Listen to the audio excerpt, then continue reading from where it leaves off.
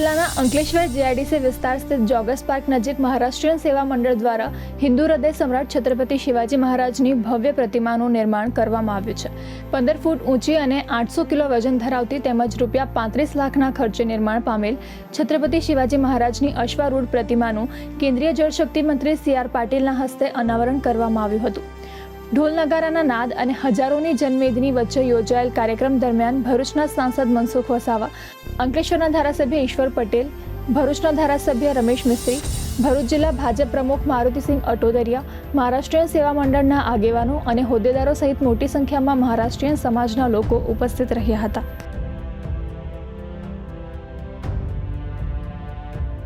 भारत माता की वंदे छत्रपति शिवाजी महाराज की अंकलेश्वर खाते